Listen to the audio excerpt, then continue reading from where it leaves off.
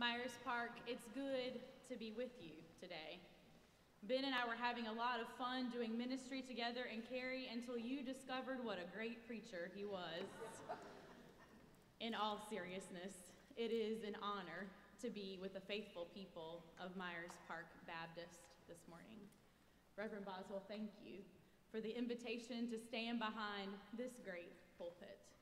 Your encouragement and support of me as a woman in ministry is one of the main reasons I am where I am today.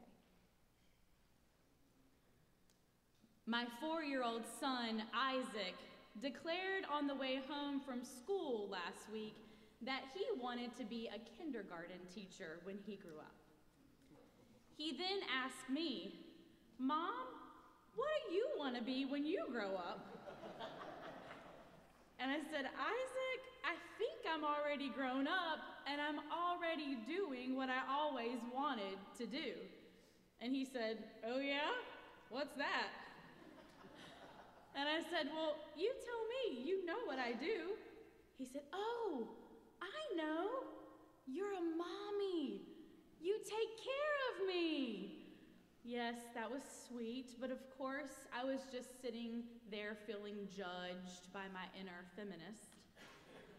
How could I have failed at showing him that not only can women be known for their careers, but that women can be ministers? I replied, "That's right, sweetie, and I do love being your mommy. But what else do I do, and where do I work?" And then he said, "Oh yeah, you're a pastor." Breathing a sigh of relief, I said, "That's right, I am a pastor. I always wanted to be a minister when I grew up, and now I am." Yes, it's true. When I was in elementary school, I would come home from church and put my baby dolls on the floor in front of me and preach to them. It was an exciting day when I was called to be senior pastor, finally living into a calling that I had wrestled with for a very long time. We pastors, though, never really know what we are getting ourselves into. It is an odd and wondrous calling indeed. Sometimes I wonder if we've lost our minds. In a time where many claim to be Christian but few people go to church, it can feel a little ominous to think that anyone is going to show up, much less follow your leadership. A great crowd of people had gathered around Jesus in our text for today. People from town after town had come to him, but Jesus does not seem impressed by the amount of people who were flocking to him.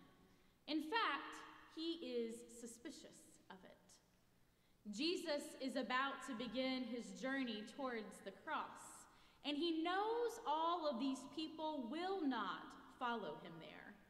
So in typical Jesus fashion, he tells a parable. The practice Jesus describes in the parable of the sower was common knowledge about farming. Galilean farmers threw out seed first and plowed it afterwards. They knew the precarious nature of farming on their rocky, arid, and shallow soil. But what Jesus says next would have made no sense at all in their context. Some of the seed fell into good soil, and when it grew, it produced 100-fold. A harvest of 4 or 5 times the seed planted would have been exceptional, but a harvest of 100-fold would have been a miracle. No one would believe it could happen. Justo Gonzalez says it would be like telling us that pigs could fly. But as the parable makes clear, God can do the impossible. God's harvest will come to fruition, and neither rocks nor the birds of the air nor even the devil himself can prevent it. This parable is an ominous warning in a time when Jesus is heading towards the cross. It might be tempting to get caught up in the excitement of the great crowd that is following Jesus around right now, but Jesus is warning them all that following him might not be what they imagine. Jesus knows that even some of his most trusted disciples will be fickle. Judas will soon betray him. Peter will soon deny him. All the rest will abandon him during his time of need. Jesus is conveying that following him will not be an easy journey. He's sorting out admirers from followers. As Kierkegaard says, Jesus never asked for admirers, worshipers, or adherents. No, he calls disciples. It is not adherents of a teaching, but followers of a life Christ is looking for. Those seeds that fall on the path, the rock, and the thorns are people who simply become admirers of Jesus. Those seeds that fall on the good soil are the followers. There are moments in the life of a congregation that test whether people are followers or admirers. Times when the followers start agitating the admirers. I had only been the senior pastor at Greenwood Forest for a year when Jill Bikindu, a member of my church since March of 2006, came to us distraught because he had been informed that the temporary status that he had been living under since 2010 would not be renewed. He did not know how he would live and work and obtain medical care for his complicated health needs. Gilles sat in the fellowship hall one morning and shared his story. We began to explain to our congregation what it might mean to declare our church a sanctuary for Gilles. And we were just trying to fertilize the soil, to lay the groundwork for important decisions that might need to be made. When the time for Q&A began, a man named Alex said, "Lauren, I don't understand why we don't just vote right now to let you, as our senior pastor, declare sanctuary for Gilles. You are not going to have the luxury of calling the whole church together when this need arises. Let's vote right now." And I started stuttering. I didn't ask you all to come down here today to make a decision. This is against our bylaws. We have to give 1 week's notice for a business meeting. Our chair of deacons is out of town and he might kill me when he gets back. How many deacons are even here right now? And then somebody said, "Well, let's vote to break the bylaws." Oh dear, I thought. Person after person said, "This is the right thing to do. We need to do it now. You have our blessing. It's how God would have us to treat our brother. It's what the gospel is about." The soil was far more ready than I had imagined. So deacons came to the front of the room and wrote a motion to offer our church as a sanctuary for Gilles should he need it. The motion passed unanimously, and we ended the morning gathered in front of the altar, laying hands and praying over our brother Gilles. The soil was fertile, and yet we would learn that receiving seeds is one thing, but growing a plant is another. We would need a whole lot of patience and endurance. This gospel story had only just begun. Gilles had fled his home in the Republic of Congo in 2004 because he witnessed a state-sponsored act of violence and murder. There was a civil war in Congo in the late 1990s, and Gilles fled with his family only to see what is now known as the Beach Massacre, where 350 people were murdered in cold blood. Gilles managed to survive by miraculously talking the soldiers out of killing him. But later, they asked him to lie during a nationally televised trial about what he had witnessed. The government officials promised that they would pay for his education at an American university if he would do what they asked. So Gilles immigrated to the U.S. on an educational visa in 2004, but his country eventually pulled his funding because he refused to lie about the murder of his people. It was clearly not safe for Gilles to return home, so he filed for political asylum, but it was denied. Afterward, he was placed on an order of supervision, a legal status under which he lived, worked, drove, and paid taxes, and that order was renewed without incident until 2017. Besides the fear of political persecution, Gilles also had another reason he needed to stay in the United States.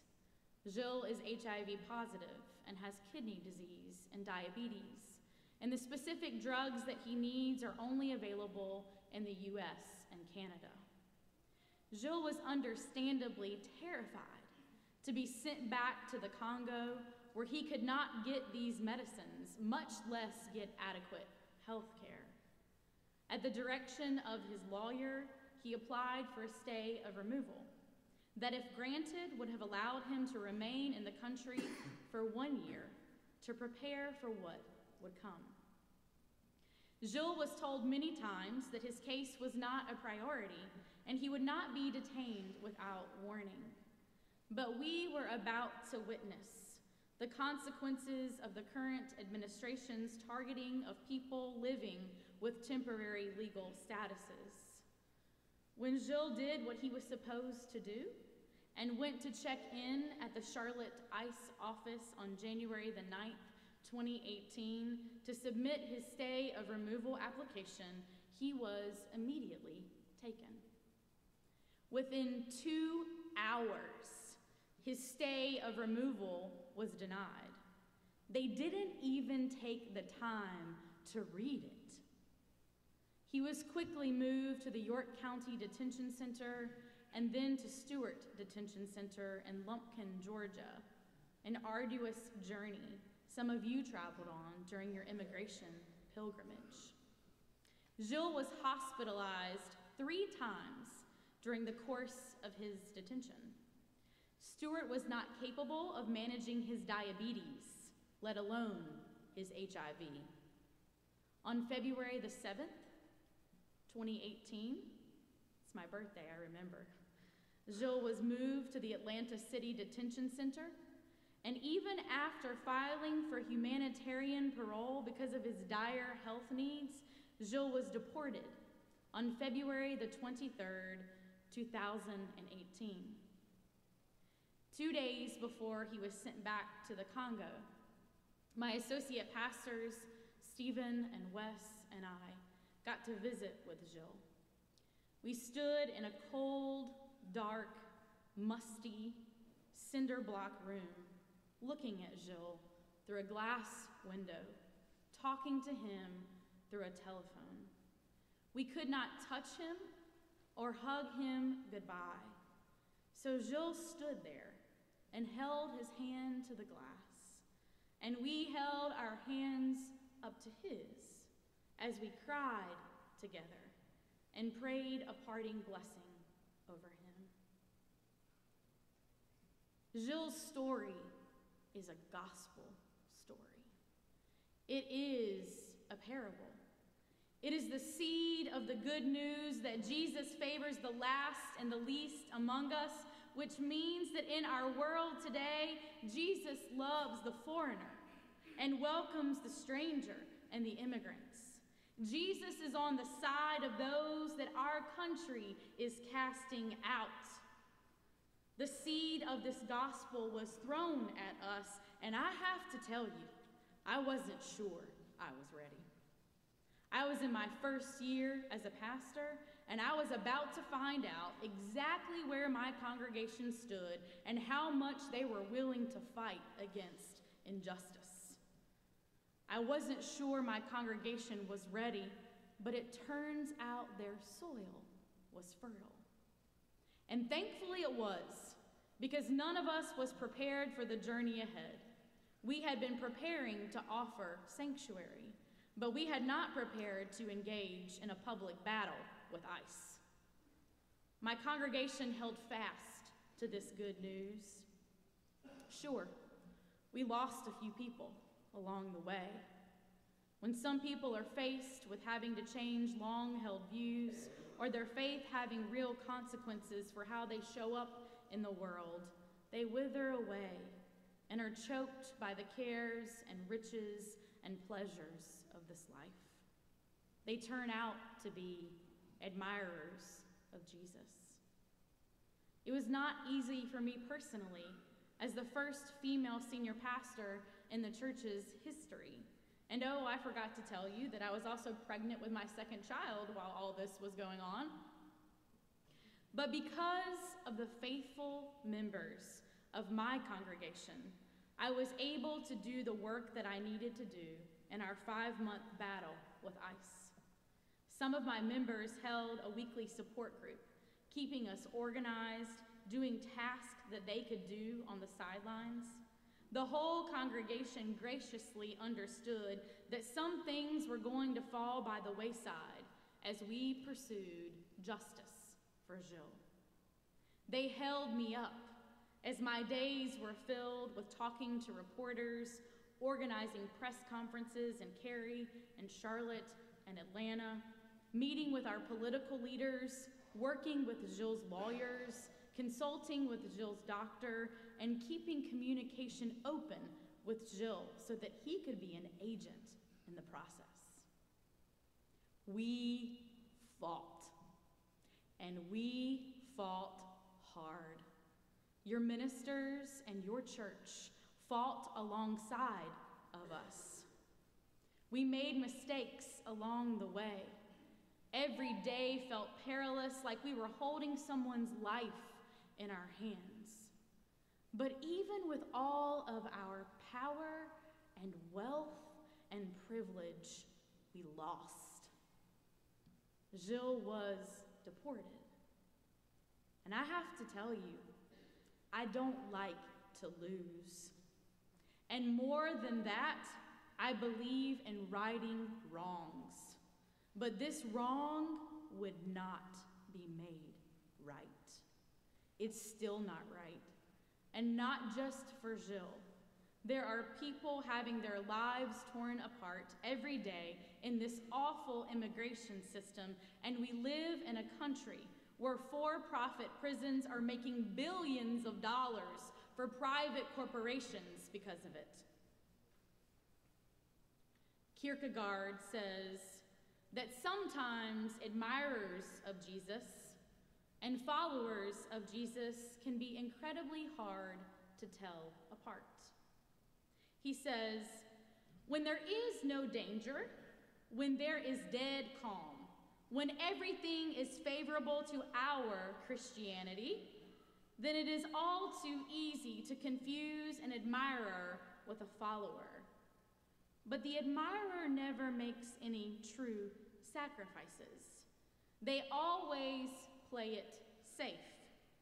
Though in word they are inexhaustible about how highly they prize Christ, they renounce nothing, will not reconstruct their life, and will not let their life express what it is that they supposedly admire. Not so for the follower.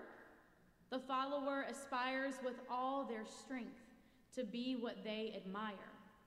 And then, remarkably enough, even though they are living amongst a Christian people, they incur the same peril as they did when it was dangerous to openly confess Christ. And because of the follower's life, it will become evident who the admirers are, for the admirers will become agitated with them. We live in a country that claims to be a Christian nation. But most are not followers of Jesus. Most are admirers. We have domesticated the good news of God's kingdom. The gospel we live by in America looks nothing like the good news of Jesus. The gospel of God's kingdom has not taken root in the life of our country. The lie of nationalism has. The lie of white supremacy has choked out our ability to follow Jesus and to turn this unjust world upside down. In the midst of this Lenten season, we are following Jesus to the cross. And Lord knows, we too have the capability of being fickle. But unlike many in our country, we know the gospel. We know the good news of the kingdom. Myers Park Baptist knows that the gospel is good news for the poor, the outcast, the immigrant, for those who have been treated unjustly. You are sitting in good, fertile soil that is ripe for bearing fruit. And I think you might be a lot like me. I think you like to win. And more than that, I think you like to right wrongs. And I think the hardest part of this parable to hear is that we have to bear fruit with patient endurance. Even if it looks like a situation is hopeless and we are fighting for a lost cause, we still have to fight, knowing that we might not win. The truth is, in life and in faith, we don't always win. In the gospel, Jesus' cross looked like loss too. It looked like failure. It looked like hatred, inhospitality, inhumanity, and evil had won. But God took a loss and made it a win. God can take a tiny seed that falls and dies in the soil and make it grow up into a movement that transforms the world. At the end of the day, what we can do is be faithful with what is before us. Hold fast and have the patient endurance to see God come through. We work toward a future that we do not have control over. There's a prayer that was written by another archbishop on the anniversary of Oscar Romero's martyrdom called Prophets of a Future Not Our Own, which says this: it helps now and then to step back and take a long view. The kingdom is not only beyond our efforts, it is even beyond our vision. We accomplish in our lifetime only a tiny fraction of the magnificent enterprise that is God's work. Nothing we do is complete, which is a way of saying that the kingdom always lies beyond us. We plant the seeds that one day will grow.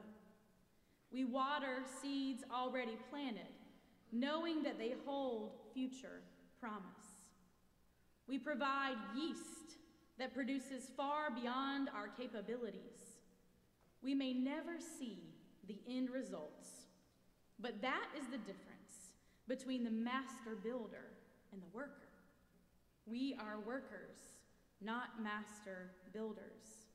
Ministers, not messiahs. We are prophets of a future, not our own. Myers Park, whose story might become the seed for your soil? Will you be ready to receive it? Will you be ready to endure and persevere if it takes a long time to grow? Let us toil and plow and water and weed together to make the soil of our world ripe for receiving the seed of the good news of God's kingdom. Let us throw the seed of the gospel into the world and allow it to be seeded in us. Let us truly follow after Jesus, not just admire him. Let us hold fast to the gospel in honest and good hearts and wait with patient endurance for the gospel to thrive and to grow and to produce 100-fold. Let us trust God to lead us into a future that is not our own, a future where pigs can fly, a future where all, especially immigrants, are treated as beloved children of God.